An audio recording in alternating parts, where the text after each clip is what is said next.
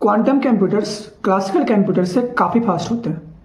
अगर हम एक एग्जांपल की हेल्प से इसको समझना चाहें तो ह्यूमंस को इस अर्थ पे आए हुए अप्रॉक्सीमेटली 10,000 ईयर्स पास हो चुके हैं।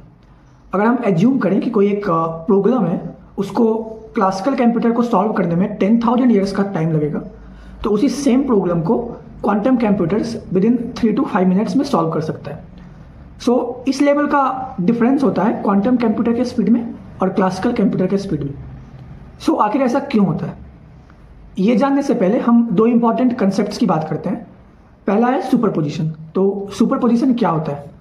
सुपरपोजिशन ये कहता है कि जो इलेक्ट्रॉन्स होते हैं वो एक ही साथ वेव स्टेट में भी होते हैं और पार्टिकल स्टेट में भी होते हैं। इट मीन्स अगर हमारे पास कोई बुक है तो बुक एक पार्टिकल है और साउंड है तो साउंड एक वेव है, तो बुक हमेशा पार्टिकल ही रहेगा और साउंड हमेशा वेव ही रहेगा। बट जब हम क्वांटम वर्ल्ड की बात करते हैं तो इलेक्ट्रॉन्स वेव भी होते हैं और पार्टिकल भी होते हैं। Means at same point of time वो वेव की तरह भी बिहेव करते हैं और पार्टिकल की तरह भी बिहेव करते हैं अनटिल एंड अनलेस हम उनको ऑब्जर्व करें। जब हम इलेक्ट्रॉन्स को ऑब्जर्व करना स्टार्ट करते हैं तो वो या तो वेव में कन्वर्ट हो जाते हैं कम्प्लीटली या फिर कम्प्लीटली पार्टिकल में कन्वर्ट हो जाते हैं। सो इसी को हम लोग सुपरपोजिशन कहते हैं। दूसरा है इंटेंगलमेंट। इंटेंगलमेंट ये बोलती है कि अगर कोई दो ऑब्जेक्ट ए और ऑब्जेक्ट बी एक दूसरे से इंटेंगल्ड है, एक दूसरे से लिंक्ड है, तो हम ऑब्जेक्ट ए और ऑब्जेक्ट बी के डिस्टेंस को कितना भी बढ़ा दें, बट अगर हम कोई भी चेंज ऑब्जेक्ट ए में करेंगे तो वो ऑब्जेक्ट बी में भी कुछ ना कुछ इफेक्ट करेगा, और अगर हम कोई चेंज ऑब्जेक्ट बी में करेंगे तो कुछ ना कुछ इफेक्ट वो ऑब्जेक्ट ए में भी करेगा।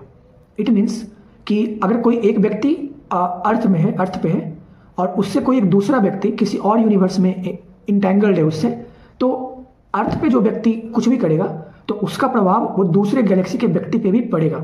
सो इसी को हम लोग इंटेंगलमेंट करते हैं। और जो ये टाइम डिफरेंस होता है वो इफेक्ट होने का वो लेस देन ए सेकेंड होता है। अब हम ये जानते हैं कि आखिर क्वांटम कंप्यूटर्स इन दोनों कॉन्सेप्ट्स का कैसे यूज करते हैं। सो जो क्लासिकल कंप्यूटर्स होते हैं वो क्लासिकल बिट्स पे काम करते हैं। क्लासिकल बिट्स मीन्स आइदर वो 1 होगा या फिर 0। पर जो क्वांटम कंप्यूटर्स होते हैं वो क्यूबिट्स पे काम करते हैं। क्यूबिट्स मीन्स वो एक साथ 1 भी हो सकता है और 0 भी हो सकता है। मीन्स वो 1 भी है और 0 भी है।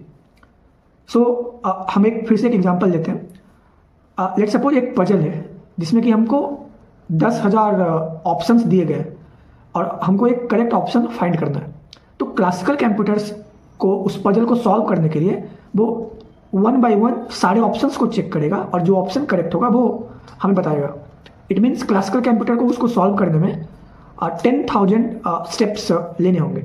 वही अगर हम इसको क्वांटम कंप्यूटर से सॉल्व करना चाहें तो वो इस सेम प्रॉब्लम को एक ही स्टेप में वो सारे 10,000 ऑप्शंस को चेक कर सकता है और जो भी करेक्ट आंसर होगा वो हमें दे सकता है। सो ऐसा क्यों होता है? क्योंकि क्वांटम कंप्यूटर क्यूबिट्स का यूज करते हैं। क्यूबिट्स मीन्स वो 0 भी है और वो 1 भी है। सो इट मीन्स अगर किसी क्वांटम कंप्यूटर में एक क्यूबिट्स है तो वो 2 के पावर 1 मीन्स इतने स्टेट्स को एक बार में चेक कर सकता है, मतलब 2 स्टेट्स को एक बार में चेक कर सकता है। अगर 4 है तो 2 के पावर 4 इट मीन्स 16 स्टेट्स को एक बार में चेक कर सकता है।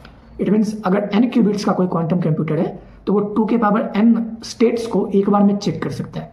और अगर वो n स्टेट्स को चेक कर रहा है तो जो पार्टिकल होते हैं वो इंटेंगल भी होते हैं। सो लेट्स सपोज कोई 2 पार्टिकल है, दोनों एक स्टेट्स को चेक कर रहा है। सो अगर कोई एक पार्टिकल ये फाइंड किया कि ये स्टेट सही नहीं है तो वो तुरंत दूसरे पार्टिकल के पास अपना मैसेज सेंड कर सकता है with in less than a second.